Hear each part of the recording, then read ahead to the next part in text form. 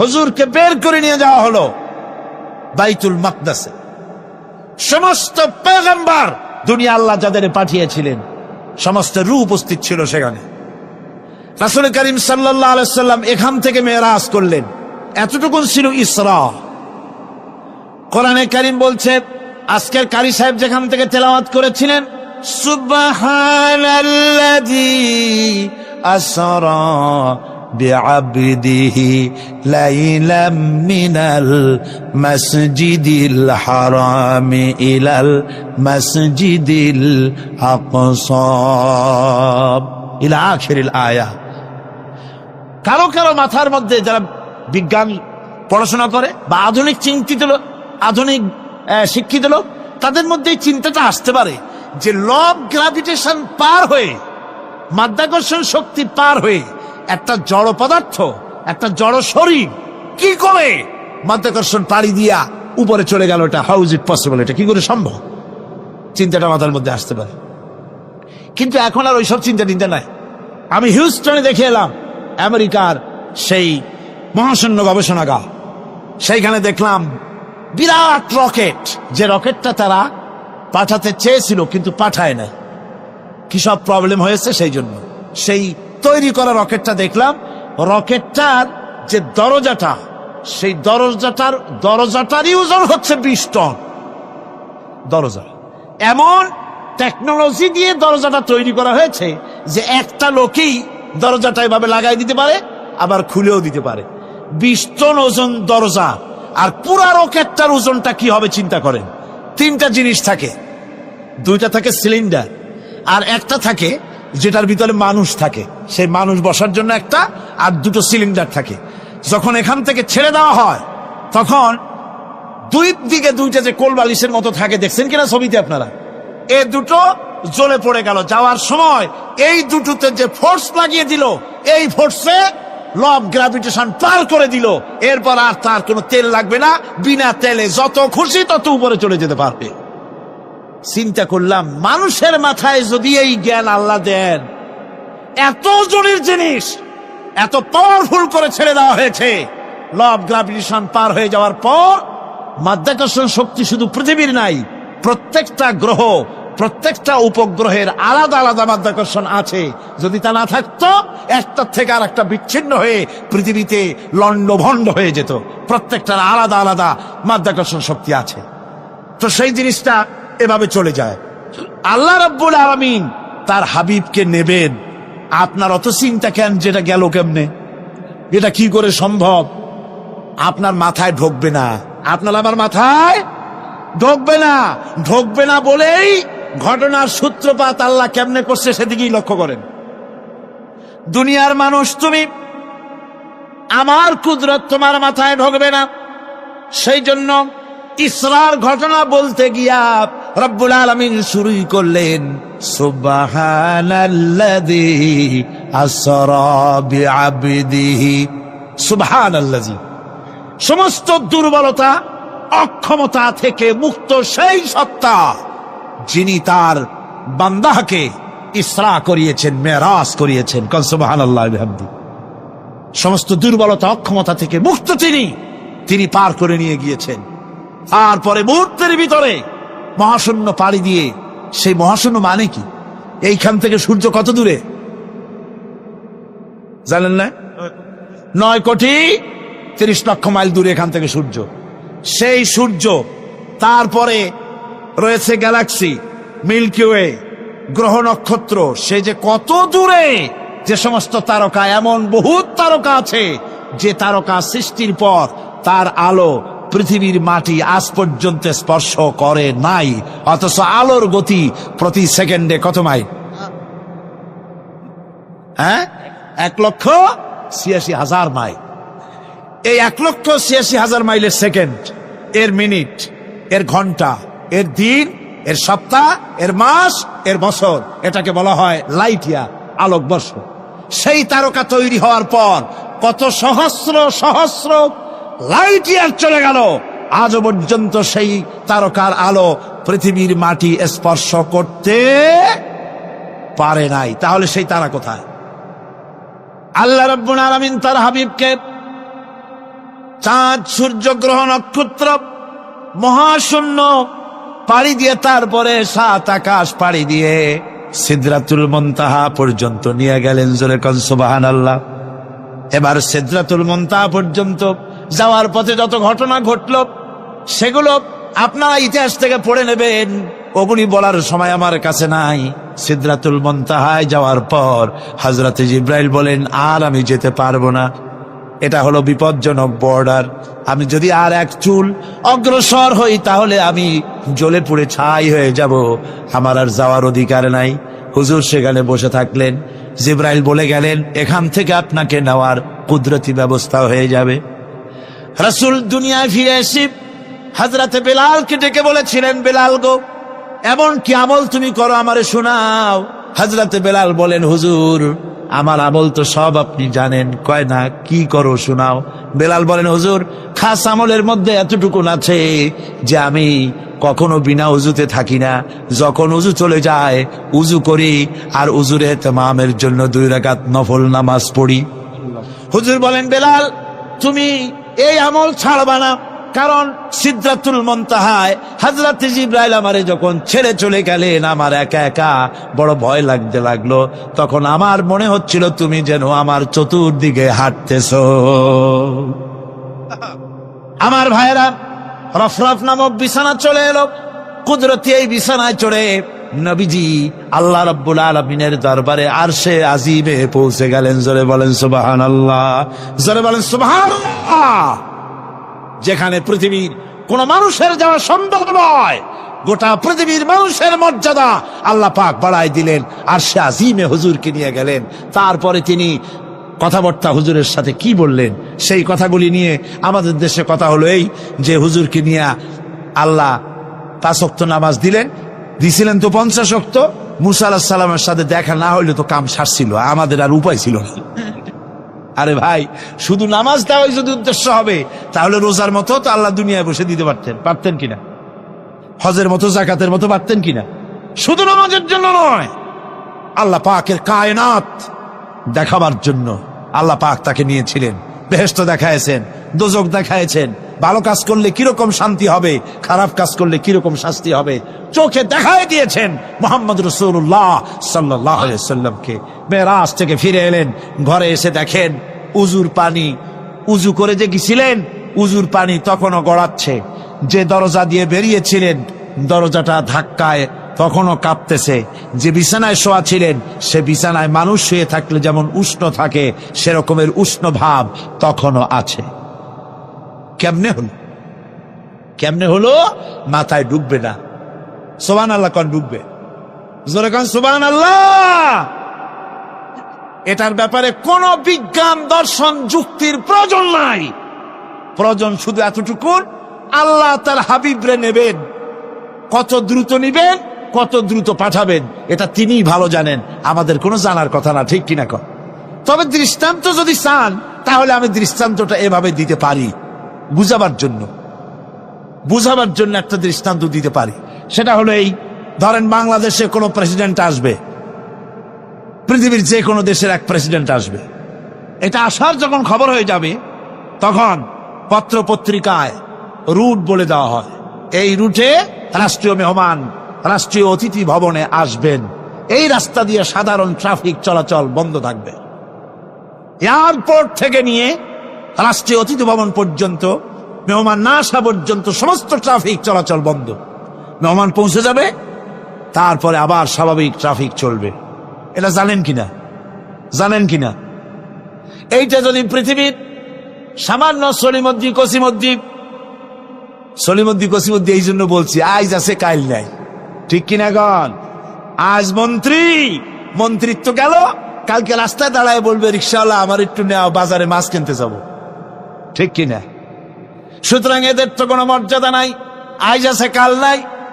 এই দুনিয়ার সলিমদ্দি কসিমদ্দির জন্য যদি এভাবে ট্রাফিক চলাচল বন্ধ করে দেওয়া হয় তাহলে আকাশ এবং জমিনে আল্লাহ রাব্বুল আলামিনের সর্বশ্রেষ্ঠ মেহমান জনাবে মুহাম্মদ রাসূলুল্লাহ সাল্লাল্লাহু আলাইহি সাল্লাম, এই মেহমান আল্লাহর দরবারে যাবেন। আল্লাহ যদি বলে দিয়ে থাকেন, আল্লাহ যদি হুকুম করে থাকেন, সময়ের গতি বার্ষিক গতি, আহ্নিক গতি, আকাশের গতি, সূর্যের গতি, সময়ের গতি। রাত 3:45 এখন সমস্ত গতি স্তব্ধ হয়ে যা। আমার হাবিব আমার দরবার থেকে ঘুরে যখন ঘরে ফিরে যাবেন, আবার 3:45 থেকে শুরু হয়ে যাবি। যদি আল্লাহ এমনটি করে থাকেন, তাহলে উজুর পানি গড়াতে দেখা আর দরজা কাঁপতে দেখা অসম্ভব। জোরে বলেন অসম্ভব। এটা আমি একটা দৃষ্টান্ত দিলাম মাত্র। আসলে আল্লাহ পাক করিয়েছেন তার হাবিবকে। কোন কাইফিয়াতে কিভাবে নিয়েছেন? আল্লাহ নিয়েছেন তার হাবিবরে। আপনার চিন্তা করার কোনো দরকার নাই, ঘুম নষ্ট করে দরকার নাই। আল্লাহ তার হাবিবকে মেরাজ করিয়েছেন। জোরে কোন সুবহানাল্লাহ, চিল্লায় কোন সুবহানাল্লাহ।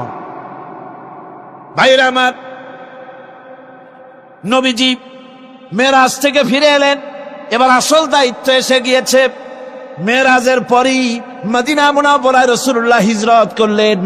এই হিজরতের পর আল্লাহর নবী মদিনা শরীফে এসে ইসলামী স্টেট কায়েম করে দিলেন। আজ নবী প্রেসিডেন্ট হয়ে গেছেন। জোরে কোন সুবহানাল্লাহ, জোরে সরে বলেন সুবহানাল্লাহ। আমার বন্ধুগণ, নবীজির টুপি সুন্নত। নবীজির টুপিটা মাথায় লাগাই। নবীজি মিষ্টি পছন্দ করতেন, মিষ্টি সুন্নতটা পছন্দ করি। নবীজি কদু খাইতেন, কদু খাওয়া সুন্নতটা পছন্দ করি। নবীজি চোখে সুরমা লাগাতেন, সুরমা লাগানোর সুন্নত পছন্দ করি। কিন্তু নবীজি রাষ্ট্র দখল করে প্রেসিডেন্ট হয়েছিলেন, আর আল্লাহর দিন কায়েমের জন্য তায়েফে যে রক্ত দিয়েছিলেন সেটাও যে সুন্নত। আবার ওহদে যে দামদার মোবারক শহীদ হয়েছিল সেটাও যে সুন্নত। মা বাপের জায়গা জমি ঘর বাড়ি ছেড়ে দিয়ে হিজরত করেছিলেন। এই সুন্নত বড় কঠিন। এই কঠিন সুন্নতের কাছে মুসলমানের পাওয়া যায় না। তামিম আদ-দারিমি বলেন, আমরা দাজ্জাল দেখেছি। রাসূল বলে, কেমন দেখেছো? দেখলাম। ওনারা বলে, আমরা দেখেছি সে শিকল দ্বারা বাঁধা, হাতে পায়ে শিকল, হাত পায়ের নিচ দিয়ে উঠাইয়া, কাদের সাথে শিকল দ্বারা হাত বাঁধা, কিন্তু প্রচন্ড শক্তি, এক লাফ দেয় আকাশে উঠে, আবার লাফ দেয় নিচে নামে। আমাদেরকে দেখে জিজ্ঞেস করলো, তোমরা কারা? আমরা বললাম, আমরা মদিনার মানুষ। জিজ্ঞেস করলো, দাজ্জাল মদিনায় কি মুহাম্মদ এসেছে? আমরা বললাম এসেছে। দাজ্জাল বলল, পৃথিবীতে যাওয়ার আমার সময় হয়ে যাচ্ছে, আমি পৃথিবীতে আসব। তামিম আদ-দারিমি বলেন, আমরা 30 জন লোক ছিলাম সাগরের মাঝখানে। এই দ্বীপের মধ্যে দাজ্জালকে পাইয়া তারে আমরা জিজ্ঞেস করলাম, তুমি পৃথিবীতে কখন যাবা? সে বলল, 3টা আলামত প্রকাশ পাইলে পৃথিবীতে আমি যাব। 1 নম্বর আলামত হলো, ইরাকের মধ্যে একটা বিল আছে, তাবারিয়া বিল। এই বিলের মধ্যে পানি থাকবে না। ঠাকুর মাজদুলির গল্প না, মুসলিম শরীফের হাদিস। জোরে বলি আল্লাহু আকবার। বুঝেন কথা? ইরাকের মধ্যে একটা নদী আছে, তাবারিয়া নদী। ওই নদীর মধ্যে যখন পানি থাকবে না, জর্দানে একটা ঝর্ণা আছে, বাইসান জর্দানে একটা ঝর্ণা আছে, জুগারের ঝর্ণা। ওই ঝর্ণায় আগে এত পানি হতো যে পানি দ্বারা আশপাশের মানুষ চাষাবাদ করত। দাজ্জাল বলল, ওই ঝর্ণার মধ্যে যখন পানি থাকবে না তখন আমি পৃথিবীতে যাব। আগে পানি দ্বারা, ঝর্ণার পানি দ্বারা মানুষ চাষাবাদ করত, এখন বালতি ফেলে রাখলো, সারাদিন 1 বালতি পানি উঠে না। 3 নম্বর আলামত বলল, ফিলিস্তিন এলাকায় একটা খেজুরের বাগান আছে, এটাকে বলে বাইসানের খেজুরের বাগান। আগে ওই খেজুরের বাগানের খেজুর সারা দুনিয়াতে যাইতো। কথা কন না কা? আমি 2013 সালে যখন 3য়বারের মতো হজে গেলাম, তো সৌদি আরবের NSA এর একজন পুলিশের অফিসার আমাকে দাওয়াত করলেন, বাসায় নিয়ে আমারে খাইতে দিলেন প্রথম খেজুর। বললেন, দোয়া কইরো।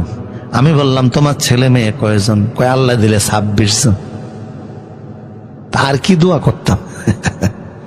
দোয়ার বাকি আছে নাকি? কতজন? আমার সামনে এমন খেজুর দিল, বললাম, এই খেজুর তো সৌদিতে পাওয়া যায় না।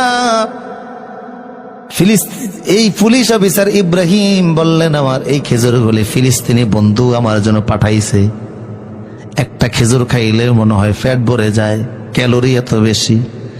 ওই বাইসানের খেজুরের বাগানে অনেক খেজুর হতো, কিন্তু ইসরায়েল হামলা করে বাগানটা নষ্ট করে ফেলেছে, সেই জন্য এখন আর তেমন খেজুর হয় না। দাজ্জাল বলল, 3টা আলামত শোনো।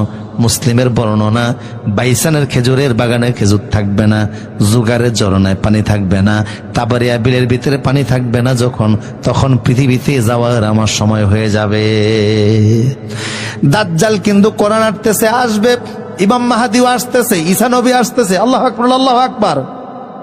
বিশ্বের মুসলমানদের নেতৃত্ব দিবেন ঈসা নবী, নিজ হাতে দাজ্জাল জবাই করবেন। সুবহানাল্লাহ।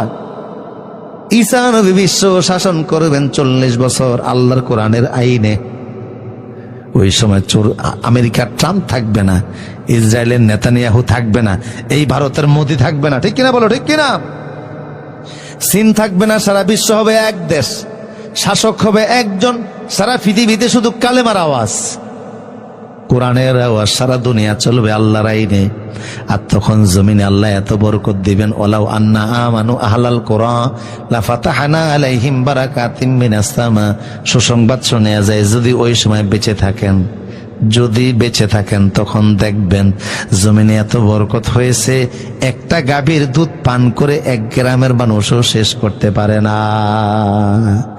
একটা ডালিম ফল খেয়ে 1 এলাকার মানুষ শেষ করতে পারবে না, এত বরকত হবে।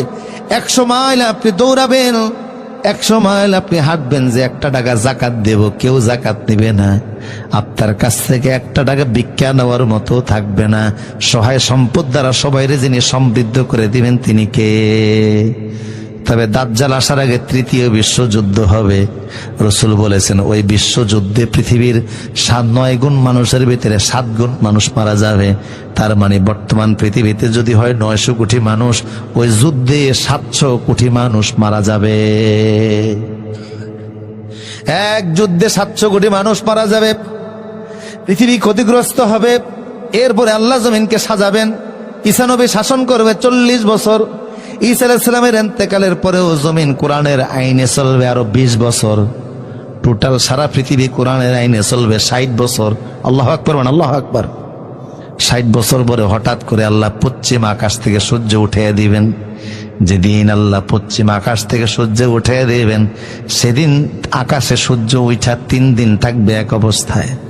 3 দিন থেকে ওই সূর্য পশ্চিম দিকে যেদিন উদিত হবে, সেদিন থেকে গণায় গণায় 120 দিন পরে, 120 বছর পরে, 120 বছর পরে আল্লাহ ইসরাফিলকে বলবেন, সিংহায় ফু দিয়া দুনিয়া ধ্বংস করে দাও। পৃথিবী শেষ, সাদের দুনিয়া শেষ হয়ে যাবে। আমার প্রিয় সুধী, তো দাজ্জালের কথা একটু বললাম এই কারণে, রাসূল বলেছে কেউ যদি সূরা কাফের প্রথম 10 আয়াত মুখস্থ করে, দাজ্জালের ফিতনা থেকে যিনি বাঁচিয়ে দিবেন তিনি কে? এই সূরাটা যদি জুমার দিন আপনি তেলাওয়াত করেন, সারা সপ্তাহে আসমানের কাছ থেকে আপনার জন্য নূর চলে আসবে।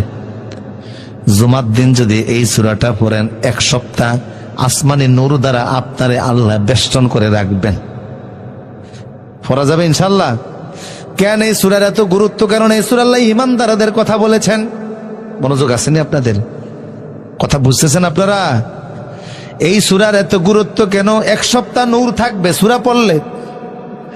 এই সূরার 10টি আয়াত মুখস্থ করলে দাজ্জালের ফিতনা থেকে বাঁচা যাবে। কেন? কারণ এই সূরার ভিতরে ঈমানদারদের গল্প আল্লাহ বর্ণনা করেছেন।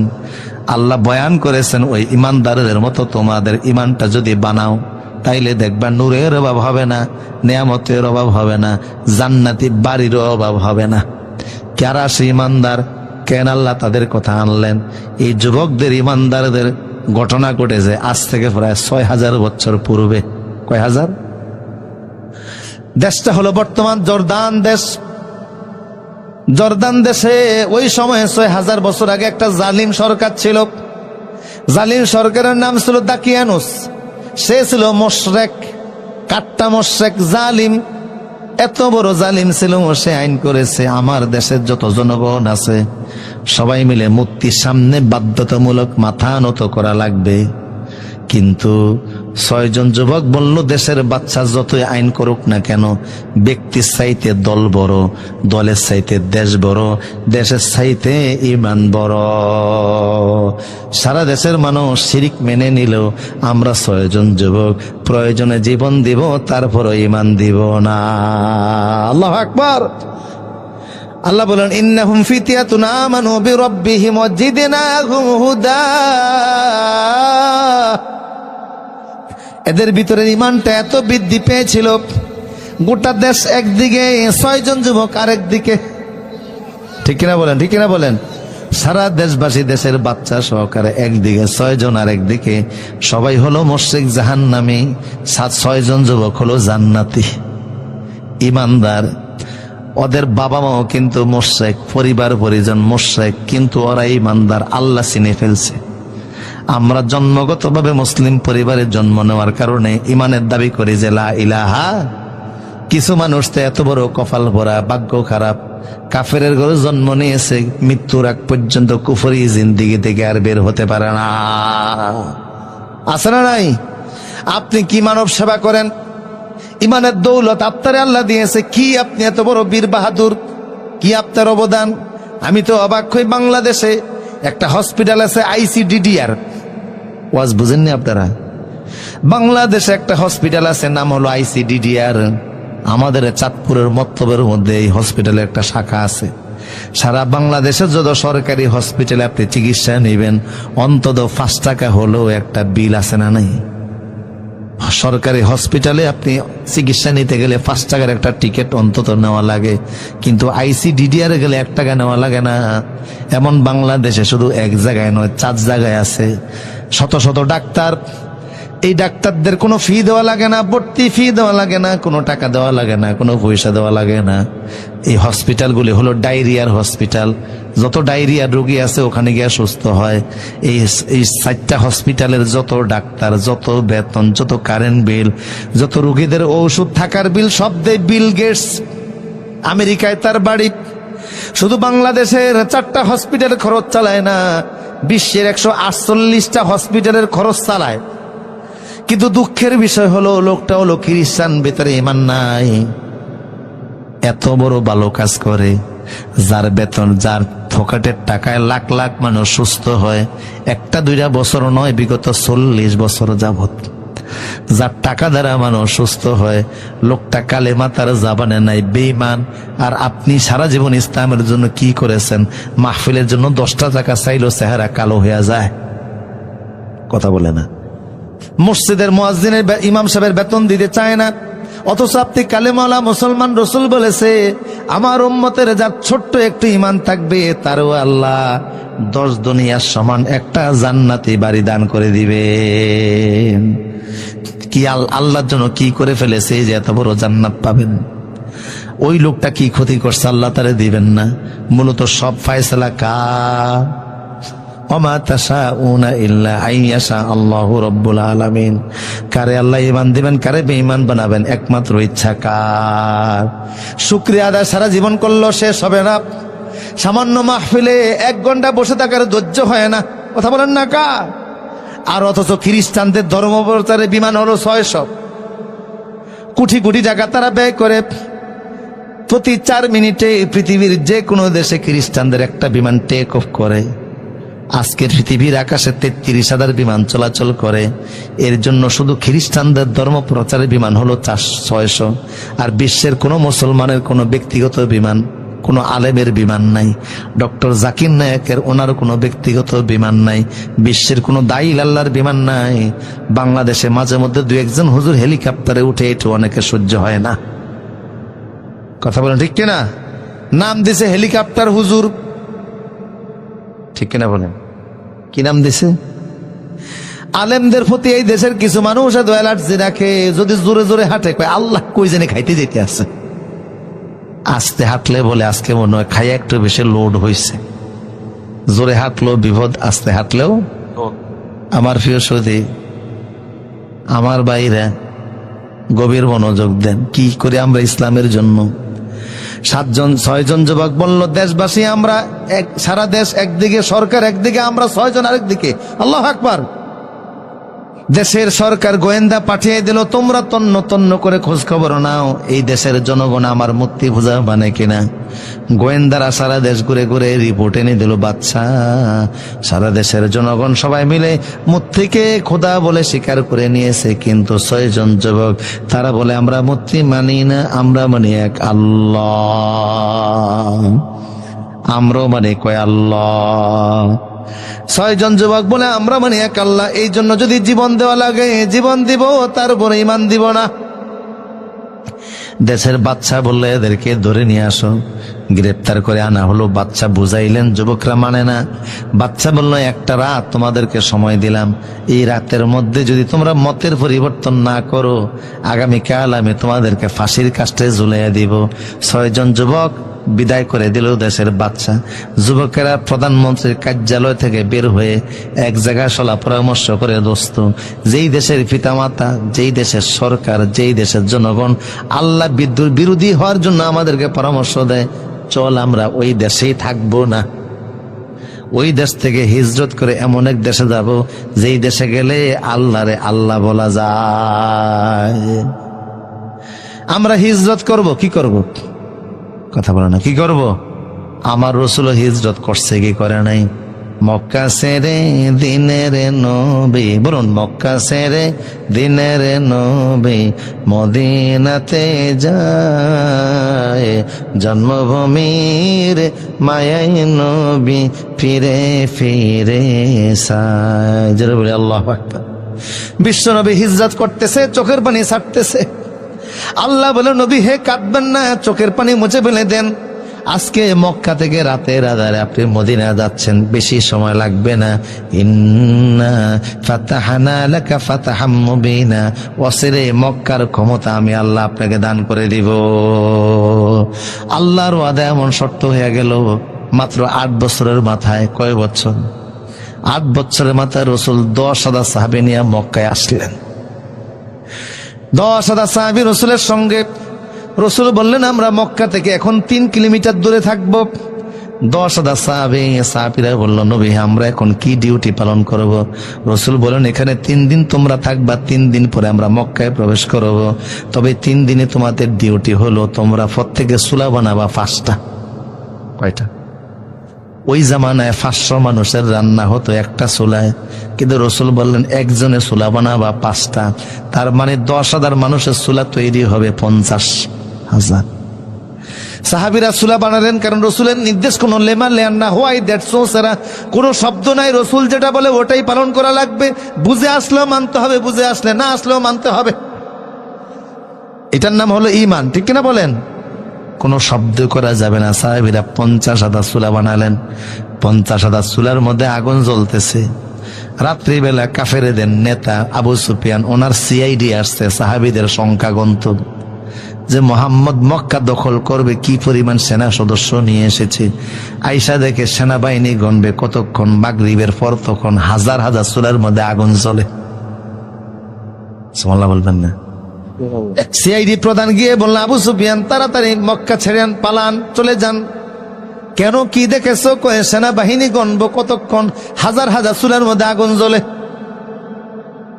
আবু সুফিয়ান বলল, আমারও মনে হয় না, এত মুসলমান মোহাম্মদ কোথায় পাবে? রাত্রিবেলা একজন পাঠাইছে, তুমি গিয়ে দেখে আসো। রাসূল আগে বলছে টয়লেট বানাবা কম, চুলার পরিমাণ হবে বেশি। উনি গিয়া দেখে টয়লেটের সামনে যে সিরিয়াল ঘুমিয়ে যে কি পরিমাণ আছে আল্লাহ ভালো জানে। দাঁত ব্রাশ করতেছে, মেসওয়াক করতেছে 1000। এই দৃশ্য দেখে বলল আবু সুফিয়ান, রাতের সংবাদ সত্য, মুসলমান কি পরিমাণ আল্লাহ ভালো জানে। আবু সুফিয়ান বলে, মুসলমানদের আদমশুমারি হয়েছে 3 বার। একবারের আদমশুমারিতে মুসলমান 40 জন, দ্বিতীয় আদমশুমারিতে মুসলমান 400 জন, তৃতীয় আদমশুমারিতে মুসলমান 1500। মোহাম্মদ এত মুসলমান পাবে কোথায়? কয়, বিশ্বাস না করলে আপনি নিজে গিয়া দেখেন। আবু সুফিয়ান এমন ভয় পাইছে, এবার মক্কা ছেড়ে পলায়া জেদ্দা চলে গেছে। কোথায় আসছে? মুসলমান যদি ঠিক মতো হুঙ্কার দেয়, কোন কাফের মুশরিক ইসলাম বিদ্রোহী জমিনে টিকবে দূরের কথা, পালাবার গর্ত খুঁজে পাবে না। এই হিন্দুস্তান আমাদেরকে নিয়ে যতই বাড়াবাড়ি উস্কানিমূলক কথা বলো, তিতুমিরের সন্তানেরা বাঁশের কেল্লা নিয়ে নামলে কচ্ছপ খাওয়া জাতির হুশও থাকবে না। জেদ্দায় চলে আসছে। জেদ্দায় আসার পরে বলল, জেদ্দায় পালিয়া কি হবে? যে মোহাম্মদ মদিনা থেকে মক্কায় আসতে 400 কিলোমিটার পথ অতিক্রম করে, ওনার জেদ্দায় আসতে বেশি সময় লাগবে না, কারণ মক্কা থেকে জেদ্দা 120 কিলো। বলল, তাহলে কোথায় যাব? কয়, ভারতে চল। কিভাবে ভারতে যাব? সাগর পাড়ি দিব। কিভাবে? কয়, ওই যে ফালতোলা জাহাজ আছে, ফালতোলা জাহাজের মধ্যে ওইটা, জাহাজ যখন চালাইছে ভারতের দিকে আসবে, লোহিত সাগরের কোনাটা পাড়ি দেওয়ার পরে আল্লাহ তুফান শুরু করে দিছে। সাগরের মধ্যে যখন ঝড় ওঠে তখন কারে ডাকে? নাস্তিক হইল তখন কারে ডাকে? আমাদের বাড়ি তো চাঁদপুর, নদী মাতৃক এলাকা। চাঁদপুরের ওই প্রান্তের জেলাটা হলো শরীয়তপুর। শরীয়তপুরের লঞ্চ যাচ্ছে ঢাকার দিকে। লঞ্চ চিনেননি আপনারা? দেখেছেন কখনো? লঞ্চ যাচ্ছে ঢাকার দিকে। 60 নল একটা বিখ্যাত জায়গা আছে, ওখানে প্রচন্ড জ্বর হয়। ওই জায়গায় আসার পরে এখন তুফান শুরু হলো। এখন লঞ্চ এরকম হেলতেছে আর দুলতেছে, মনে হয় যেন পড়ে যাবে। মুসলমানরা বলে আল্লাহ আল্লাহ, হিন্দুরা বলে ভগবান ভগবান। আর যারা টাস খেলতেছিল জ্বালানার পাক দিয়া সব টাস ফেলে দিছে। কিছুক্ষণ পরে কিছু হিন্দু ভাইরা দেখে লঞ্চের সামনে একজন হুজুর দাঁড়িয়ে আছে। বলল, হুজুর দাঁড়িয়ে আছেন কেন? একটু আজান দেন। হুজুর বলল, আজান দিলে কি হবে? আজান দিলে শুনছি তুফান থেমে যায়। হুজুর বলল, তোমরা না ভগবানরে ডাকতেছিলে, ভগবান ডাকো। কয়, না হুজুর, যেই তুফান শুরু হয়েছে ভগবান থামাইতে পারবে না। কয়, আমি আজান দিলে তোমরা কি করবা? কয়, আমরাও আল্লাহ আল্লাহ বলবো। আল্লাহু আকবার, আল্লাহু আকবার। কারণ যখন মানুষ বিপদে পড়ে নকল খোদার কথা মনে থাকে না, নাস্তিক হলেও তখন কিন্তু আল্লাহরে ডাকে। আল্লাহরে কেন ডাকে? এটার জবাব দিয়েছেন বিজ্ঞানী আব্দুস সালাম। বাড়ি হলো তার মিশরে। মনোযোগ আসেনি আপনাদের? কথা বোঝা যাচ্ছে? নাস্তিক বিপদের সময় কারে ডাকে? কেন আল্লাহরে ডাকে? আব্দুস সালাম জবাব দিয়েছেন। উনি বললেন, পৃথিবীর প্রথম বিজ্ঞানী আমি। তিনি নোবেলও পেয়েছেন, যিনি মানুষের ওপেন হার্ট সার্জারি শুরু করেছিলেন। আজকে একজন রোগীর ওপেন হার্ট সার্জারি তিনি করবেন, বুকটা ফেরে ফেলেছেন। বুকটা ফেরে ফেলার পরে তিনি কি কি রোগ ব্লক হয়েছে চেক করতেছেন। এমন সময় হার্টের মধ্যে কি যেন দেখলেন। দেখার পরে ওনার চোখ থেকে দর দর করে পানি পড়া শুরু হয়ে গেল। অন্য অন্য সার্জনদেরকে বললেন, আমার হাত কাঁপতেছে, পারতেছি না, তোমরা বাকি কাজ করো। ডাক্তারদেরকে বুঝিয়ে তিনি চলে গেলেন। সেজদায় পরে কাঁদতেছেন। অপারেশনের পরে অন্য অন্য ডাক্তার গিয়ে বলল, স্যার অন্যদিন এত কাঁদেন না, আজকে কেন তো কাঁদলেন? বলল, দেখো, আজকে যখন এই রোগীর হার্ট আমি বের করলাম, রক্ত আসার আগে আমি দেখে ফেললাম তার হার্টের মধ্যে আমার আল্লাহর আল্লাহ নামটা সিল মারা আছে। এতদিন পরে আমার বুঝে আসলো 2 টাকা দামের একটা মেসের কার্ডের ভিতরে কোম্পানির নাম আছে, 15 টাকা দামের 1 বোতল পানির ভিতরে কোম্পানির নাম আছে। আছে না? 1 টাকা দামের ক্যান্ডি চকলেটের মধ্যে কোম্পানির নাম আছে। আল্লাহ তোমার মতো এত দামি সৃষ্টি বানাইলেন, তোমার ভিতরে কি আল্লাহ তার কোম্পানির নাম দেন নাই? তাই হিন্দু হোক, বৌদ্ধ হোক, খ্রিস্টান হোক, প্রত্যেকের কলবের মধ্যে আল্লাহর আল্লাহ নামটা সিল মারা আছে। পরিবারের কারণে সে নাস্তিক হয়, সমাজের কারণে মুরতাদ হয়, কাফের হয়, মুশরিক হয়, কিন্তু বিপদে পড়লে তখন নকল খোদার কথা মনে থাকে না, তখন সবাই ডাকে কারে? আবু সুফিয়ান বলল, হেই নেতারা, যে তুফান শুরু হয়েছে আল্লাহর কাছে দোয়া করা ছাড়া সাগরের তুফান থামবে না। বলল, তাহলে কি করবো? চল একটা মোনাজাত দে, আমি মোনাজাত দিব, তোরা আমিন বলবি। আবু সুফিয়ান মোনাজাত দিছে, আল্লাহ, মুহাম্মদ যে সত্য নবী এটা আমরা ভালো করে জানি, শুধু ক্ষমতা হারানোর ভয় আমরা ওনাকে মানি না। কথা বলে না? ওনারে মানলে আমাদের নেতাগিরি থাকবে না। তো আমরা যদি, তুমি আর ভারতে যাব না, জেদ্দার শক্ত মাটি পর্যন্ত যদি তুমি জাহাজটাকে একটু পৌঁছে দাও, নিরাপদে যদি সাগরটা পাড়ি দিয়ে শক্ত মাটিতে পা রাখতে পারে, আমি কিন্তু কালেমা পড়ে মুসলমান হয়ে যাব। অন্যান্য ফাতি নেতা, সাথী নেতা আছে না, মানে ছোট নেতারাও কালেমা পড়বে, সবাই বলে আমিন। আল্লাহ দোয়া কবুল করে তুফান থামিয়ে দিয়েছে। এখন তারা জেদ্দার শক্ত মাটি পর্যন্ত আইসা জাহাজ থেকে নামছে। ছোট ছোট নেতারা কয়, বড় নেতা কালেমা পড়েন, কয় চুপ থাকে, একটু দেখে শুনে নেই, নদীর মধ্যে একটু হাওয়া বাতাস লাগে। আল্লাহ যখন বিপদ দূর করে দিলেন তখন মনটা ঘুরে গেল। আল্লাহ কোরআনে এই কথা বললেন, ফালাম্মা নাজ্জাহুম ইলাল বাররি ফামিনহুম মুক্তাসিদ। আমি যখন বিপদ দূর করে দিয়েছি তখন আগের মতো দিল হয়ে গেছে, যদিও তিনি পরে কালেমা পড়েছিলেন। কথা বলেন ঠিক কিনা? তা আমার প্রিয় সুদীপ, রাসূলুল্লাহ চলে আসলেন মক্কায়। 3 দিন পরে 10,000 সাহাবী নিয়ে এসে কাবার ভিতরে প্রবেশ করে মূর্তি সরাইয়া তাকবীরের আওয়াজ দিলেন, বেলালকে দিয়ে আজান দেওয়াইলেন। আল্লাহু আকবার। আল্লাহ নবী যেমন হিজরত করেছে, 6 জন যুবক বলল আমরা হিজরত করব। রাতের আধারে যুবকরা বাড়ি থেকে বের হয়ে রওনা দিয়েছে। কাউকে বলে না, চুপি চুপি দেশবাসী, এলাকাবাসী, পরিবারের অজান্তে ঠাকুর মাজুরের গল্প বলি না, কোরআন থেকে বলছি। সামনে চলে আসার পরে দেখে 3 রাস্তার মাথা। মনোযোগ আছে আপনাদের? কয়জন যুবক? কয়জন? সামনে আসার পরে দেখে 3 রাস্তার মাথা। দোস্ত, 3 রাস্তায় মাথা পাড়ি দিব, কিন্তু ওই যে একটা লোক দেখা যায় দাঁড়ানো আছে, আমার মনে হয় সরকারি সিআইডি দাঁড়ানো আছে। যে কোনোভাবে তথ্য ফাঁস হয়ে গেছে যে আমরা 6 জন যুবক দেশের এগেনস্টে গিয়ে, সরকারের বিরুদ্ধে গিয়ে, মূর্তি পূজার বিরুদ্ধে গিয়ে, বাপদাদার ধর্মের মধ্যে লাথি মেরে রাতের আধারে পলায়ন করে অন্য দেশে চলে যাচ্ছি। তাই আমাদেরকে ধরার জন্য সরকার গোয়েন্দা পাঠিয়েছে। কিন্তু 7ম নাম্বার যে যুবকটা রাস্তায় দাঁড়ানো, যুবক ডাক দিয়া বলছে, বন্ধুরা, আমার গোয়েন্দা মনে করো না, সিআইডি মনে করো না, তোমরা যেমন ইমানদার আমিও তোমাদের মতো একজন ইমানদার। তোমাদের কথা দেশের বাচ্চা জানতে পেরেছে, আমার কথা জানতে পারে নাই। আমি জানতাম রাতের আধারে তোমরা হিজরত করে এই দেশ থেকে অন্য দেশে যাবা, তোমাদের সাথী হওয়ার জন্য আমি এই জায়গায় অপেক্ষা করতেছি। দোস্ত, তুমি যাবা, আপত্তি নাই, তোমার সাথে একটা কুকুর আছে, কুকুর তো নেওয়া যাবে না, কারণ কুকুরের স্বভাব তো ভালো না। সে অন্য কুকুর দেখলে আওয়াজ করবে, বাড়িঘর থেকে মানুষ বের হয়ে আমাদেরকে গ্রেপ্তার করে সরকারের হাতে তুলে দিবে। কথা বুঝেন কিনা? বলল, আমার কুকুর আমার কথা শুনে। পৃথিবীর মধ্যে যত প্রাণী আছে সবচেয়ে বেশি মানুষের মানে কুকুর। কথা বলেন ঠিক কিনা? মানুষের ভক্ত হয়ে বেশি কুকুর। আমেরিকাতে 4000 অন্ধ কালেমা পড়ে মুসলমান হয়ে গেছে কোরআনের এই সূরাটা তাফসীর শুনে। সুবহানাল্লাহ বলবেন। এই অন্ধরা কুকুর সাথে নিয়ে চলতো, কারণ তারা 2 চোখে দেখে না। কুকুর ওদেরকে বাজারে নিয়ে যাইতো, ওরা কুকুরের বাজারে পাঠাইলে লিস্ট পাঠিয়ে দিত, কুকুর বাজার থেকে লিস্ট অনুযায়ী বাজার আইনা দিত। কথা বুঝেন কিনা? এখনকার র্যাবের সাথে কুকুর আছে না নাই? কথা বলেন, আছে না নাই? ওর গ্রাণ শক্তি এত মারাত্মক, চোখের মধ্যে আল্লাহ এর তো ফাওয়াত দিছে, 18 কিলোমিটার দূর পর্যন্ত দেখতে পায়।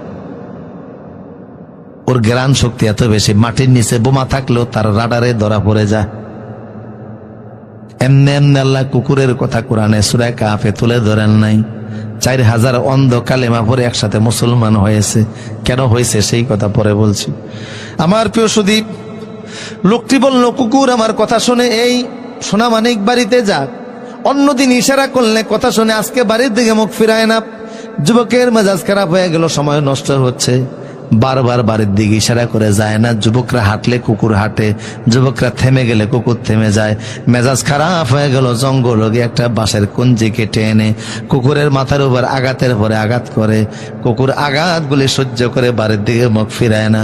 এক পর্যায়ে কুকুর আল্লাহর দিকে, আসমানের দিকে তাকে একটা আওয়াজ দিছে, আল্লাহ, ও আল্লাহ, তোমার বন্ধুরা আমার দুশ্মন মনে করে, অথচ আমি এদের উপকার করব, ক্ষতি করব না। ওরা মনে করেছে আমি ওদেরকে চিনি না। আমরা তোমার মাখলুক, তোমার যেমন চিনি তোমার বন্ধুদেরকেও চিনি। জবানটা খুলে দাও, একটু কথা বলি। আল্লাহ কুকুরের জবান খুলে দিলেন। আল্লাহু আকবার, আল্লাহু আকবার। আল্লাহ পারে কি না? কুকুরের জবান খুলে গেল। কুকুর বলছে, দোস্তরা আমারে শত্রু মনে করো না, ডিস্টার্ব দিব না, পারলে উপকার করব, না পারলে আমার দ্বারা কোনো ক্ষতি হবে না। কুকুরের কথা শুনে সাথে নিয়ে গেলেন। আগে ছিল যুবক 6 জন, এখন একজন। কথা কন না, কয়জন? 7 জন হলো। হাঁটতেছে, হঠাৎ করে দেখে পূর্ব দিক থেকে সূর্য উঠতেছে। পূর্ব দিক থেকে সূর্য উঠতেছে। একে অপরকে বলল, দোস্ত, সূর্য উঠে গেলে তো সর্বনাশ। জনগণ যখন বাড়িঘর থেকে কাজ কামের জন্য বের হবে, তখন দেখবে আমরা দেশের জাতীয় আসামি, ঠিক কিনা? কারণ সবাই দেশের আইন মানে, আমরা 7 জন মানি না। আমাদেরকে ধরে সরকারের হাতে দিয়ে দেবে। সরকার পাইলে হয় আমাদের ফাঁসি দিবে, না হয় ধর্ম ত্যাগ করাবে। এখন কি করানো উচিত? 7ম নাম্বার যুবকটা বলল, টেনশন নাই, এখানে একটা পাহাড় আছে, ওই পাহাড়ের মধ্যে চলো আমরা চলে যাই। এখন তো সকালবেলা, সকাল 4টা বাজে, এখন থেকে সন্ধ্যা 6টা পর্যন্ত আমরা এখানেই থাকবো। এখান থেকে সন্ধ্যা 6টার পরে আবার আজকে রাতের মতো বের হইয়া হিজরত করে এই দেশ ছেড়ে অন্য দেশে চলে যাব। পরামর্শটাকে ভালো মনে করে 7 জন যুবক গিয়ে গুহার ভিতরে প্রবেশ করেছে। এই এতক্ষণ পরে আল্লাহ নিজে ওয়াজ শুরু করছে। আল্লাহু আকবার বলেন। আল্লাহ ওয়াজ শুরু করছে, রসুল শুনছে, তাই আজকে আমরাও শুনতেছি। إذ أوى الفتية إلى الكهف فقالوا ربنا آتنا من لدنك رحمة وهيئ لنا من أمرنا رشدا। জোরে জোরে বলি আল্লাহু আকবার। 7 জন যুবক গুহায় প্রবেশ করে আশ্রয় নিল গুহার ভিতরে। একে অপরকে বলছে, দোস্ত সারা রাত আমরা হেঁটেছি, দুশ্মনের ভয়ে, ইমান হারানোর ভয়ে, ইমান রক্ষার জন্য হিজরতের নিয়ত করে বাড়িঘর ছেড়েছি। সকাল হয়ে গেলে দেশের জনগণ দেখে ফেলবে, সেই ভয়েতে গুহার ভিতরে প্রবেশ করেছি। সন্ধ্যা 6টা পর্যন্ত গুহার ভিতরে আমরা থাকব, কিন্তু এখন সারা রাত হেঁটে হেঁটেছি, ক্লান্ত শরীর, তাই বৈশা থেকে লাভকে, চল আমরা ঘুমিয়ে যাই। কেউ কেউ বলল, আমরা যে ঘুমাবো আন্দাজে ঘুমাবো না, কার কাছে বলে ঘুমাবো? জোর বলেন, কার কাছে? আমরা ঘুমাইলে কার নামে ঘুমাই? আল্লাহুম্মা বিইসমিকা ওয়া আমুতু ওয়া আহইয়া। 7 জন যুবক বলছে, আল্লাহ আমরা একটু ঘুমাচ্ছি, ওয়া হাইয়ি লানা মিন আমরিনা রাশাদা, আমাদের বিষয়টা একটু দেখো। আল্লাহ বলল, বিশ্ববাসী শোনো, ইমানদার 7 জন যুবক আমাকে বইলা ঘুমাইছে, আমি আল্লাহ এমন ঘুম দিলাম তাদের চোখে, একদিনের সন্ধ্যা 6টা পর্যন্ত ঘুম দিলাম না, আমি আল্লাহ এক ঘুমে তাদেরকে 309 বছর রেখে দিলাম। আরো জোর বলুন আল্লাহু আকবার। আপনাদের ঘুম আসতেছে মনে হয় না? শোনা যাচ্ছে তো আওয়াজ ইনশাল্লাহ ফজর পর্যন্ত? হ্যাঁ মাশাআল্লাহ, সাহস তো কম না। আমার প্রিয় সুধী, না নির্ধারিত সময় আমি শেষ করে দিব বলে ইনশা। তোর মজা লাগে এই জন্য চট্টগ্রামের এক লোক দেখা গেল ভাতও খায় মরিচও খায়। মরিচ তো সাংঘাতিক মরিচ, টাঙ্গাইলের মরিচ, চাল এত বেশি, মরিচ খাচ্ছে আর রীতিমতো কাঁদতেছে। ফাঁসের লোক গিয়ে বললো, কান্নাকাটি করে মরিচ খাওয়ার কি দরকার? কয় ভাই বাধা দিয়েন না, খাইতেও মজা কানতেও মজা। তো ওয়াজ শোনার মধ্যে একটা মজা আছে না নাই? কারণ এটা তো আল্লাহর কোরআন, গাজী গালুর ফুতি না, ঠাকুর মাজুরির গল্প না, ঠিক কিনা? আল্লাহ বললেন এক ঘুমে কত বছর? জোরে বলুন। 309 বছর তারা ঘুমালো। ফাদরাবনা আলা আযানিহিম ফিল কাহফি সিনিনা আদাদা। 1-2 বছর নয়, 309 বছর ঘুমাইছে। আল্লাহ বলেন, নবী হে, এরা যে ঘুমাইছিল লম্বা একটা সময়, 100 বছর নয়, 200 বছর নয়, 309 বছর। এই যে লম্বা সময় ঘুমাইছে, আমি আল্লাহ এদেরকে দেখলাম, ওরা যখন ঘুমিয়েছে, এরা তো ইমানদার, ইমানদারদের প্রতি আমার কত মায়া দেখুন। ওয়াতারাশ শামসা ইযা তালাআত তাযাউরান কাহফিহিম যাতাল ইয়ামিন। সূর্য যখন উদিত হয়, আমি আল্লাহ দেখলাম আমার ইমানদারদের গায়ের ভিতরে সূর্যের তাপ লাগে। সূর্যকে বলে দিলাম, সূর্যরে তোমার চলার জন্য একটা নির্দিষ্ট কক্ষপথ আছে না নাই? সূর্য তুমি তোমার রাস্তায় চলো, কক্ষপথে চলো, এটা ঠিক, কিন্তু আমার ইমানদাররা ঘুমিয়ে আছে, তাদের চেহারার মধ্যে তুমি যখন উদিত হও, সকালবেলা যখন উদিত হও, তোমার আলো আমার ইমানদারদের গায়ে লাগে, এটা আমি আল্লাহ সহ্য হয় না। কারণ তুমিও আমার, সূর্য, বান্দাগুলিও আমার, তবে তুমি সূর্যের চাইতে আমার বান্দাদের দাম আমার কাছে 1000 গুণে বেশি। তুমি সূর্যকে বানিয়েছে আমার বান্দার খেদমতের জন্য। আল্লাহু আকবার। কাজেই তোমার তাপের মাধ্যমেই আমার ইমানদাররা কষ্ট পাবে, এটা হতে পারে না। উদিত হওয়ার সময় তুমি ডান দিকে পাশ কেটে যাবা, আমার ইমানদারদের গায়ে তাপ দিবে না। বানিয়ে বলতেছে না কোরআনের আয়াত। আপনারা সবাই জানেন, সায়েন্সের ছাত্র যারা, সূর্যের একটা নির্দিষ্ট কক্ষপথ আছে না? অকুল্লং ফি ফালাকি ইয়াসবাহুন। প্রবল গানে হইবে যাহারা, আপন মনেতে বুঝিবে তাহারা। রাত্রি পারানা আগে যাইবার, দিনের স্থান করি অধিকার। চন্দ্র বারণা বাদিতে সূর্যতে, সূর্য বারণা চন্দ্রকে ধরিতে। যার যা স্থান বহাল রাখিয়া ভ্রমণ করতেছে আল্লাহরে ডরিয়া। সূর্য তার রাস্তায় চলে, কিন্তু ইমানদারদের জন্য তার গতিপথ যিনি পরিবর্তন করে দিলেন তিনি কে? ওয়াইজা গারাবাত তাকরিদুহুম জাতাশ শিমাল। আল্লাহ বলেন, সূর্যরে আমি দেখতে পাচ্ছি, তুমি যখন অস্তমিত হও তখনও তোমার তাপ গুহার মধ্যে আমার যে 7 জন বান্দা ঘুমিয়ে আছে ওদের চেহারার মধ্যে পড়ে। খবরদার তুমি বাম দিকে পাশ কেটে যাবা, অস্ত যাওয়ার সময়ও তোমার তাপ আমার ইমানদারের গায়ে দিবা না।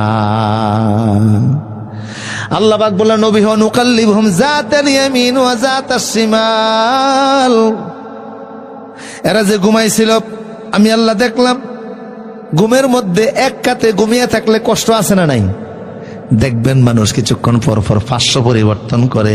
আল্লাহ বলেন আমি কুদরতি ধাক্কা দিয়া 7 জন যুবকের কখনো ডান কাঁধে কখনো বাম কাঁধে নিয়ে পার্শ্ব পরিবর্তন করে আরামের ব্যবস্থা করে দিয়েছে। অহম ফি ফাজওয়াতিন মিনহু, আমার প্রিয় সুধী ওরা গুহার মধ্যে থেকে আল্লাহ বলেন পার্শ্ব পরিবর্তন করে দিয়েছি। এবার আল্লাহ পাক বলেন নবী হে, যদি আপনি ওদের ঘুমের দৃশ্যটা দেখতেন আপনি একটা ভয়ে দৌড় দিতেন। রাসূলকে আল্লাহ বলতেছে লাওয়াইতালাতা আলাইহিম লাওয়াল্লাইতা মিনহুম ফিরআরা ওয়ালা মুলাইতা মিনহুম রুউবা, ওদের ঘুমের দৃশ্য দেখলে আপনি ভয়ে একটা দৌড় দিতেন। কেন? ওরা চোখ খুইলা ঘুমাইছিল। কিছু মানুষ আছে না চোখ খুইলা ঘুমায়, কথা বলে না, আছে না নাই? কিছু আছে আবার নাক ডাকে, ওরে ডাক কাকে বলে? নাকের ডাকে ট্রেনের ইঞ্জিন ফেল। আগে রাত্রে ওয়াজ করে বরিশালের লঞ্চে চাঁদপুর আসতাম, তো ডেকে যারা শুয়ে থাকতো দেখতাম হাই রে নাকের ডাক, মানে এখানে ট্রেনের ওই লঞ্চের ইঞ্জিনের চাইতে নাকের ডাকের ইঞ্জিনের শক্তি বেশি। ঠিক না বলা আছে না এরকম? এই ডাকের আওয়াজে কিন্তু আশপাশের মানুষ ঘুমাইতে পারে না। ওরা ঘুমাচ্ছিল চোখ খুলে খুলে। আল্লাহ পাক বলেন নবী হে, ওদের ঘুমের দৃশ্য দেখলে আপনি ভয়ে দৌড় দিতেন। চোখ খুলে ঘুমাচ্ছিল। আল্লাহ পাক বলছেন নবী হে, এবার কুকুরের ঘটনাটা শুনুন। ও কালবুহুম বাসিতুন যিরাইহি বিল ওয়াসিদ, কুকুরটা পাহারাদার গেটম্যান হিসাবে গেটের মধ্যে দাঁড়িয়ে গেছে। এই যে 309 বছর এদের খাবারগুলি দিয়েছেন ঘুমের মধ্যে কে? রিজিক নসিবে থাকলে ঘুমের মধ্যেও রিজিক খাওয়া যায়, আর রিজিক নসিবে না থাকলে রান্না করার পরেও মুখে দেওয়া যায় না। 5 আগস্ট শেখ হাসিনার ভাইয়ের জন্মদিন ছিল। খাবার রান্না করেছে মুরগি পোলাও, রান্না করেছে রূপালী ইলিশ, বড় মজাদার রান্না, কার্যালয়ের রান্না। কিন্তু বেলা 11টায় সেনাপ্রধান গিয়ে বলল খাবার খাওয়া দূরের কথা, হাতও দেওয়া যাবে না। কেন? আর মাত্র 45 মিনিট। কথা কন না? কিছুক্ষণ পরে ছেলেরা গিয়ে ভিতরে প্রবেশ করে খাবারগুলি খাচ্ছে। শুধু খায় না, জিলের মাছগুলিও দইরা নিয়ে আসছে। বলে আফা আপনি কোথায় আছেন? আমরা খাচ্ছি, আরাম পাচ্ছি। রান্না করলো কে আর খায় কে? রিস্কের মালিক কে? 7 জন যুবক গুহার ভিতরে ঘুমাইছে 309 বছর। আল্লাহ ওদেরকে ঘুমের মধ্যে খাওয়াইছে। রিজিক কোন নেতার হাতে নয়, রিজিক সরকারের হাতে নয়। রিজিক কার হাতে? কার হাতে? তবে সুষম বন্টনের অভাবে কষ্ট হয় মানুষের, সেটার জন্য যারা দায়িত্বশীল তারা দায়িত্ব নেবেন, তাদেরকে আল্লাহ ছাড়বেন না। দ্রব্য মূল্য যারা সিন্ডিকেট করে উঠিয়ে রাখে ওদেরকে আল্লাহ ছাড়বেন না। রমজান মাস উপলক্ষে যারা জিনিসপত্রের দাম বাড়ায় ওদেরকেও কিন্তু আল্লাহ ছাড়বে না। পৃথিবীর সব দেশের ব্যবসায়ীরা রমজান উপলক্ষে খাদ্যদ্রব্যের দাম কমিয়ে দেয়, একমাত্র বাঙালি ব্যবসায়ীরা 10 গুণ বাড়া। কথা বলে না? সারা বছরের সুদে আসলে আদায়ের উদ্দেশ্যে থাকে, এই জন্য বরকত কিন্তু নাই। এই দেশে খাদ্যের মধ্যে এত ভেজাল, এত ভেজাল। এই দেশের মানুষের ম্যাক্সিমাম টাকা খরচ হয় ওষুধ কিনতে গিয়া। কথা বলেন ঠিক কিনা? হসপিটাল গেলে দেখবেন এখন রোগীর সিরিয়াল আছে না নাই? সুস্থ মানুষ বড় কঠিন, সামনে দিন আসবে তুলা রাশি দিয়া সুস্থ মানুষ খোঁজা লাগবে। মানুষ দেখতে যাবে যে ভাই আপনি সুস্থ আছেন, বড় মজার ব্যাপার। ওষুধ খায় না এমন একটা মানুষও পাওয়া যাবে না। কেন? কারণ অধিকাংশ খাদ্যের মধ্যে ভেজাল আছে না নাই? অপারেশন কি বের হয়েছে? আরে কথা বলে, একটা অপারেশন বের হয়েছে না? কি? হ্যাঁ ডেভিল, হ্যাঁ ডেভিল হান্ট, ডেভিল হান্টিং শুরু হয়েছে। শয়তানের খোঁজে শয়তান শিকার করে। সবচাইতে বেশি খোঁজার দরকার যারা খাদ্যের ভিতরে বিষ মেশায়া মানুষকে নীরবে হত্যা করে। কথা বলেন ঠিক কিনা? এদেরকে খোঁজার দরকার, শাস্তি দেওয়ার দরকার। কেমিক্যালের মধ্যে শুধু কেমিক্যাল নাই, আর সব খাবার কি আছে? কোন না কোন পয়জন আছে, বিষ আছে। কথা বুঝতেছেন কিনা? আমার প্রিয় সুদীপ, 7 জন যুবক ঘুমাইছে কত বছর? জোরে বলেন। এবার আল্লাহ সিদ্ধান্ত নিলেন ওদেরকে ঘুম থেকে উঠাবেন। ঘুমাইছিল সকালবেলা ফজরের সময়, আল্লাহ ঘুম থেকে উঠাইছে সন্ধ্যা আসরের সময়, সূর্য ডুবে ডুবে এই অবস্থায়।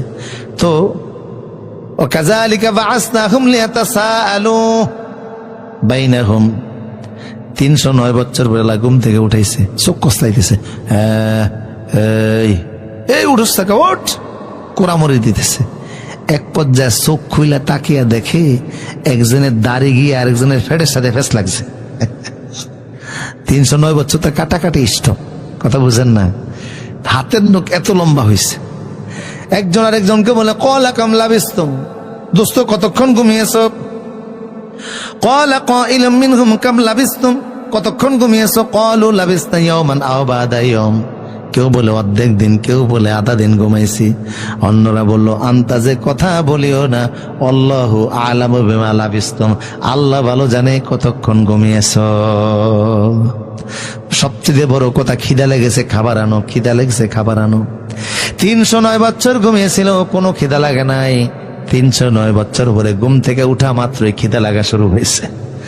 খাবার নিয়ে আসো। ফাবাআসু আহাদাকুম বিওয়ারিকিকুম হাযিলাল মাদিনা, যে খাবার আনতে যাবা বাজারে যাও, তবে চাঁদা উঠিয়া যাও, তোমার পকেটের টাকায় তো যথেষ্ট হবে না, রুটি গোশত কিনে আনবা। তবে খাবার কেনার সময় লক্ষ্য করবা হিন্দুর দোকান থেকে অমুসলিমের দোকান থেকে আনবা না, কারণ তারা গরু ছাগল জবাই করে, আল্লাহর নামে করে না। ফালিয়ানজুর আইয়ুহা আজকাতু আমান, হালাল খাদ্য দেখে আনবা। আমরা মুসলমান হারাম খাবার খাইতে পারি না। তো যিনি বাজারে গেছে খাবার আনতে, গুহা থেকে বের হয়ে সামনে আসার পরে দেখে রাস্তা চিনে না। কিরে, সকালবেলার রাস্তা বিকালে এত পরিবর্তন। ওরা মনে করেছে যেই দিনের সকাল সেই দিনের বিকাল। কথা বুঝতেছেন কিনা? আসলে কি সেই দিনের বিকাল না 309 বছর পরে। কিরে রাস্তা চিনি না কেন? পাশে দেখে এক লোক ছাগলের খুঁটে গাপতেছে, বুঝেন, ছাগলের খুঁটি মাটির নিচে গোপন করতেছে। এই চাচা বাজারটা কোন দিকে? উনি তো ওনার কাজ করে। এই যে চাচা বাজারটা কোন দিকে? বুড়া মেয়ে তাকে কয়, ও মা গো, ভাই বাজার ওদিকে, আপনারা দেখলে ভয় লাগে ওদিকে যান। মানে দাড়ি মোছে তো একাকার, বুঝেন না কথা। 309 বছর কাটাকাটি বন্ধ, দাড়ি মোছে একাকার, ভাই ওইদিকে বাজার, ওইদিকে যান। বাজারে চলে গেছে, দোকানে গিয়ে রুটি গোশত পছন্দ করে ফেলেছে, টাকা দিয়েছে। আজকের দোকানের ভিতরে কাস্টমার অনেক বেশি, ম্যানেজারের কাস্টমারের চেহারার দিকে নজর দেওয়ার মতো সময় কোথায়, টাকা গইনাই তো গোল পায় না। যুবক যে টাকা হাতে দিয়েছে, ম্যানেজার বলল এই টাকাটা কে দিয়েছেন? যুবক বলল আমি দিয়েছি। ম্যানেজার বলল এটা অসল টাকা, এই টাকা চলে না, নতুন টাকা দেন। যুবক বলল এটা সকালবেলার টাকা। ম্যানেজার বলল অসল টাকা, এই টাকা চলে না। যুবক বলে সকালবেলার টাকা। তর্ক শুরু হয়ে গেছে। ম্যানেজার এতক্ষণ পরে যুবকের চেহারার দিকে তাকাইছে, তাকে ম্যানেজারে কো মা গো, ভাই দূরে থাকেন, টাকা দেন আর নাদের কাছে আইসেন না। আপনারা দেখা ভয় লাগে। দোকানে হই হাল্লা পড়ে গেছে, বাজারের মধ্যে আওয়াজ ছড়িয়ে গেছে। বাজারে টহলরত পুলিশ ছিল। পুলিশ বলে এই দোকানে কি হয়েছে? লোকেরা বলল এমন এক যুবক আসছে রুটি গোশত নেওয়ার জন্য। চেহারা যেই দেখে সে ভয় পায়। আপনি পুলিশ, আপনি দেখলেও ভয় পাবেন। পুলিশ বলল জীবনও কত আসামি ধরলাম, কত ফিসি হান্নান, মুরগি মিলন, কালা জাহাঙ্গীর, কুত্তা আসলাম। বুঝলি কথা? মুরব্বীরা মনে করছে আমি কোনো ফেরেশতাকে নাম কইতেছি। কত সন্ত্রাসী আমরা ধরলাম, কোনোদিন ভয় পাই না। আজকে এই যুবকের দেখে ভয় পাবো কেন? পুলিশ কাছে আসার পরে পুলিশও দেখা, পুলিশও বলে ও মা গো, ভাই তোমার নাম? কয় আমার নাম তামলিক। এই টাকা কোথায় পাইছো? কয় এটা সকালবেলার টাকা। পুলিশ বলল এটা সকালবেলার টাকা না, এটা হলো অসল টাকা। পুলিশ বুঝাইতে পারে না, নিয়ে গেল থানায়। থানা বুঝাতে পারে না, নিয়ে গেল এসপির কাছে। পুলিশ সুপার, জেলার প্রধান যিনি, তিনিও বুঝাতে পারে না, নিয়ে গেল আইজির কাছে। আইজিও পারে না, নিয়ে গেল রাষ্ট্রপ্রধানের কাছে। রাষ্ট্রপ্রধান হলো তন্দুরুস্ত আল্লাহওয়ালা মানুষ, মুসলমান। রাষ্ট্রপ্রধান ডেকে বলল, যুবক তুমি সত্য কথা বলো, টাকার কোথায় পেয়েছো? তুমি কি গুপ্তধন পেয়েছো? কোন টাকার ভান্ডার কি তুমি পেয়েছো? এই টাকা তো এই যুগে চলে না। এই টাকা হলো আজ থেকে 309 বছর আগের টাকা।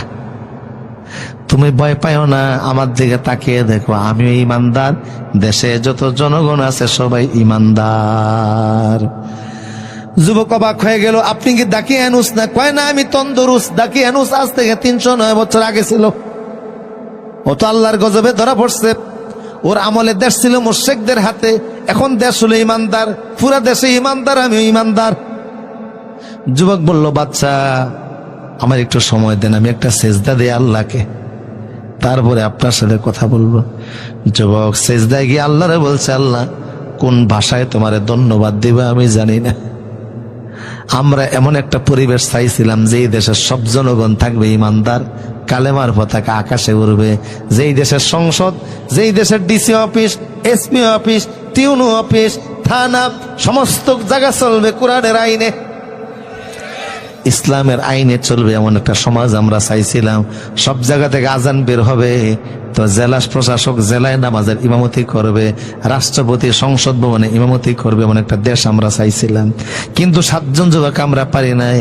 তুমি আমাদেরকে ঘুম পাড়াইয়া কৌশলে 309 বছর ঘুম পাড়াইয়া ওই সময়ের ভিতরে আমূল পরিবর্তন ঘটাইয়া জালিমদেরকে বিদায় করে ইমানদারদের সমাজ তৈরি করে আবার ঘুম থেকে উঠাইয়া ওই দৃশ্য দেখার ব্যবস্থা করে দিয়েছ। কোন ভাষায় তোমারে ধন্যবাদ দিব জানা নাই রে আল্লাহ। জোরে বলি আল্লাহ, আওয়াজ দিয়ে বলি আল্লাহু আকবার। কোন ভাষায় তোমারে ধন্যবাদ দিব আল্লাহ, এটা আমাদের জানা নাই।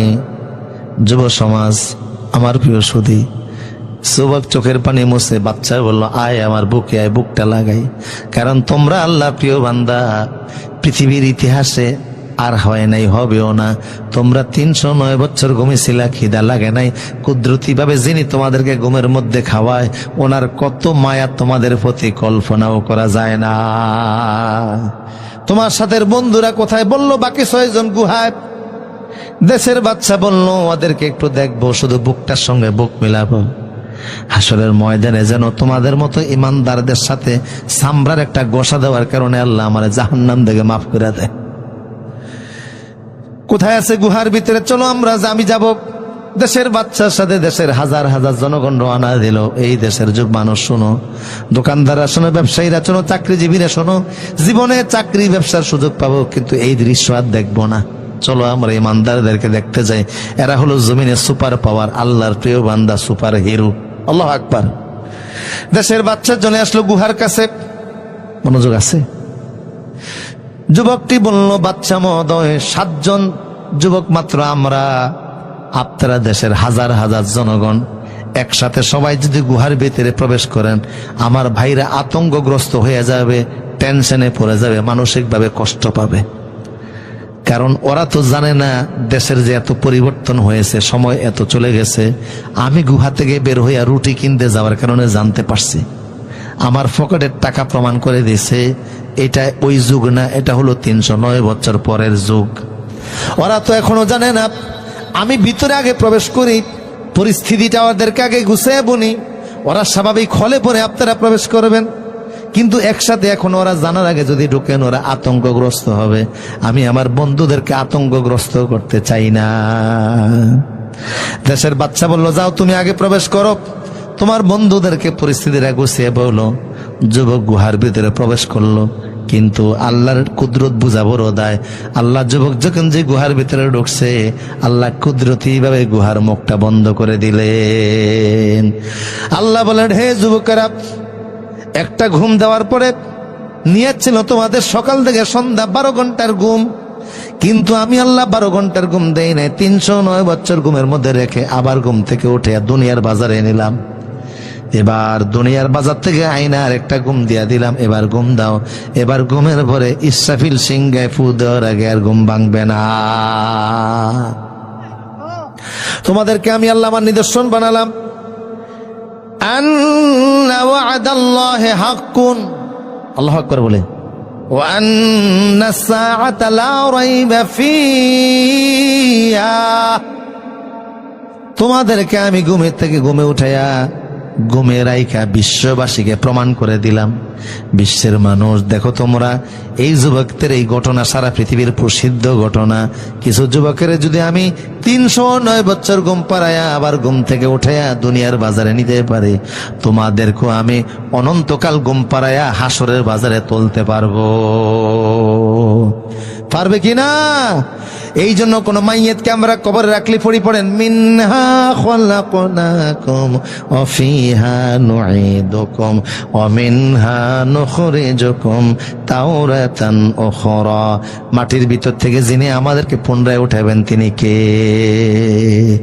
কথা একটা মনে পড়ছে, বলবো নি, এই আর বেশি সময় না, অল্প কয়েক মিনিট। এই ভারতের একজন প্রধানমন্ত্রী ছিল ইন্দিরা গান্ধী, নাম শুনছেন আপনারা? কি গান্ধী? উনি আতাতায়ের গুলিতে মারা গেছে, নিজের দেহরক্ষীর গুলিতে মারা যাওয়ার পরে উনি তো ভারতের প্রধানমন্ত্রী, রানিং প্রধানমন্ত্রী ছিলেন। ওনাকে চন্দন কাঠ দিয়া ভরাইছে। চন্দন কাঠ অনেক দামি কাঠ, 1 মণ চন্দন কাঠের দাম হলো 5 লাখ টাকা। কারণ চন্দন কাঠের আতর বড় দামি আতর। মদিনার মসজিদে নববীর পাশে আতরের দোকান আছে, জিজ্ঞেস করলাম তোমার এখানে ভালো আতর কোনটা? আমারে দিল গ্রান, আমার পছন্দ হয় না। বললাম এটার 1 তোলার দাম কত? বলল 12 লাখ টাকা। আপনারা নওগাঁ বাজার থেকে, শহর থেকে যে 1 বোতল আতর নিয়ে আসেন 20 টাকা দিয়ে, এটা আতর না, সরিষার তেল। তাও খাঁটি সরিষার তেল না, ভেজাল সরিষার তেল। চন্দন কাঠের আতর হয়। ইন্দিরা গান্ধীরে পোড়াইছে নরমাল কাঠ দিয়ে না, চন্দন কাঠ, তাও 32 মণ চন্দন কাঠ। সাথে 26 মণ ঘি ডালছে, কেরোসিন তেল না, কারণ দামি মানুষ তো। কি ডালছে? ঘি ঢেলেছে 26 মণ, কাঠ হলো 32 মণ। চন্দন কাঠ দিয়ে পোড়ানোর পরে ইন্দিরা গান্ধীর দেহটাকে ছাই বানিয়ে ফেলছে। 33টা ড্যাগের মধ্যে ছাইগুলি রাখছে। কয়টা ড্যাগ? বড় বড় ড্যাগ। ড্যাগের মধ্যে ইন্দিরা গান্ধী ছাইগুলিনকে 33টা ড্যাগের মধ্যে রেখেছে। 3 দিন পর্যন্ত ভারতের সেনাবাহিনী এই ছাইগুলিনকে পাহারা দিছে। 3 দিন পরে এই ছাইগুলি গঙ্গার পানিতে ছেড়ে দিছে। এই 33টা ড্যাগের ছাইগুলি গঙ্গার পানি থেকে বাঁচতে বাঁচতে যমুনায় আসছে, সেখান থেকে পদ্মায় গেছে, সেখান থেকে মেঘনায় গেছে, সেখান থেকে বঙ্গোপসাগরে গেছে, বঙ্গোপসাগর থেকে এই ছাইগুলি ভারত সাগরে গেছে, ভারত সাগর থেকে আরব সাগরে গেছে, আরব সাগর থেকে আটলান্টিক মহাসাগর হয়ে সারা দুনিয়া ছড়িয়ে গেছে। আল্লাহ ইন্দিরা গান্ধীরে তালাশ করে পাবেনি। কথা হয় না? একটু আগে কি বললেন? পাবে পাবে, বিশ্বাস হয়? বিশ্বাস হয় না? পড়েন আমার সাথে, মিনহা খলাক, পড়েন, মিনহা খলাকনাকুম ওয়া ফিহা নুঈদুকুম ওয়া মিনহা নুখরিজুকুম তাওরাতান উখরা। তোমারে মাটি গেলে ফেলুক, আগুন তোমারে ছাই বানিয়ে ফেলুক, অ্যানাকোন্ডা সাপ তোমারে খেয়ে ফেলুক, অথবা তুমি বিমানে আকাশে ক্র্যাশ হয়ে যাও। পাসওয়ার্ড নাম্বার আছে তোমার, আইডি যেমন পাসওয়ার্ড নাম্বার আছে, তোমার গুগলের যেমন পাসওয়ার্ড নাম্বার আছে, এরকম প্রত্যেকটা মানুষের মেরুদণ্ডের নিচে হাড়ের মধ্যে পাসওয়ার্ড নাম্বার আছে। আল্লাহু আকবার। ওই নাম্বার দ্বারা প্রত্যেকটা মানুষকে নিজ নিজ জায়গা থেকে হাসরের মাঠে যিনি তুলবেন তিনি কে?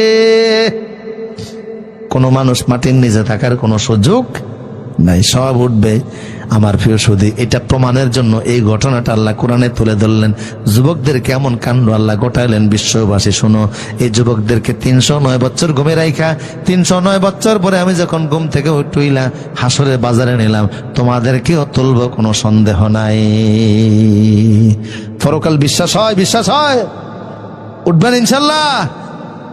উঠাবেন, আল্লাহ সব উঠাবেন। হিন্দু, বৌদ্ধ, খ্রিস্টান কেউ বাদ যাবেন না, না শিশু, না নারী, না পুরুষ, সব উঠা লাগবে। জিন্দিগির প্রত্যেকটা সময়ের হিসাব জর্রা জর্রা দেওয়া লাগবে, ঠিক কিনা বলেন? দেওয়াই লাগবে। আমার প্রিয় সুদীপ, দেশের বাচ্চা অনেকক্ষণ দাঁড়িয়ে রয়েছে, খুঁজে পায় না গুহার মুখ। বুঝেন কথা? শেষ পর্যন্ত বাচ্চা বলল, আল্লাহ মনে হয় কুদরতে গুহার মুখ বন্ধ করে দিয়েছে, তাই আমরা খুঁজে পাই না। কাজে আমরা যুবকদেরকে পাই না, তাতে কি হয়েছে? প্রমাণ তো পাইলাম, এই গুহার ভেতরে যুবকরা আছে, যেখানেই থাকুক, চলো আমরা যুবকদের স্মরণে কিছু একটা করি। দেশের বাচ্চা বলল কি করা যায়? কেউ বলে স্তম্ভ বানান, শহীদ মিনার বানান। লোকেরা বলল শহীদ মিনার বানালে লোকেরা ওখানে ফুল দিয়ে গুনার মতো কাজ করবে। কেউ বলল তাহলে এইখানে আমরা স্তম্ভ বানাই, স্মৃতিসৌধ বানাই। কয় না, সেটাও হবে না। জনগণের অধিকাংশ বলল মসজিদ বানান। দেশের বাচ্চা বলল তোমরা ভোট দাও, যেদিকে ভোট বেশি বনবে ওইটা সিদ্ধান্ত হবে। তারা যে ভোট দিল, আল্লাহ পাক বলছেন ক্বালাল্লাযীনা গালাবু আলা আমরিহিম লানাত্তাখিযান্না আলাইহিম মাসজিদা। অধিকাংশ জনগণ ভোটের মাধ্যমে রায় দিয়েছে মসজিদ বানান। মসজিদ হয়ে গেল ওই পাহাড়ের উপরে। মসজিদের মাঝখানে একটা নেম প্লেট আছে, নেম প্লেটের মাঝখানে 7 জন যুবকের নাম আছে, আর কুকুরটার নামও আছে না নাই? তাহলে আমার প্রিয় সদী, সূরা কাহাফ থেকে কিঞ্চিত আলোচনা আপনাদেরকে শোনালাম। বড় আজীব সূরা। এই সূরাটা বাসায় গিয়ে পড়বেন, পরকালের বিষয়ে পাবেন। আমার ভাইরা, হযরত খিজর আলাইহিস সালাম, মুসা আলাইহিস সালাম সফরও পাবেন। কাফের মুশরিকরা রাসূলকে অনেকগুলি প্রশ্ন করেছিল, সেই প্রশ্নের জবাব পাবেন। বিশেষ করে আসহাবে কাফের যুবকদের ঘটনাটা পাবেন, কলিজা ঠান্ডা হয়ে যাবে। কোরআন যত শুনবেন তত কলিজা সমৃদ্ধ হবে, ঈমান বৃদ্ধি পাবে, আল্লাহর ভয় প্রবেশ করবে। এই জন্য 3 দিন ব্যাপী মাহফিলে সিদ্ধান্ত নেই, পরকালে যেহেতু উঠা লাগবে, এই জন্য আর নামাজ ছেড়ে দিব না।